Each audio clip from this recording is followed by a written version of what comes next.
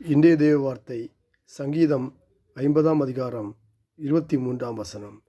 ஸ்தோத்திர பலியிடுகிறவன் என்னை மகிமைப்படுத்துகிறான், தன் வழியை செவ்வாய்ப்படுத்துகிறவனுக்கு தேவனுடைய இரட்சிப்பை வெளிப்படுத்துவேன் என்று சொல்லுகிறார்.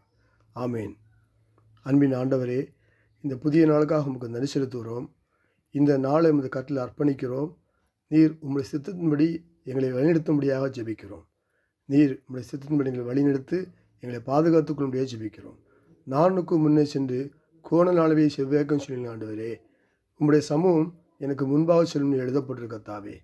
நீ வலதுபுறத்திலும் இடங்கண்டு பெறுவாய், இடதுபுறத்திலும் இடங்கண்டு பெறுவான்னு சொல்லுங்க ஆண்டவரே. நீ பட்டணத்திலும் ஆசீர்வப்பட்டிருப்பாய், வெளியிலும் ஆசீர்வதிக்கப்பட்டிருப்பான்னு சொன்னீங்களா ஆண்டவரே. வானம் பூமி முடிந்து போனாலும் முடிந்து போகாது. இந்த வார்த்தைகளுக்காக ஸ்தோத்திரம். இந்த நாளில் கத்திரங்களை ஒவ்வொருவரையும் ஆசீர்வித்து பாதுகாத்து வழிநடத்துங்க.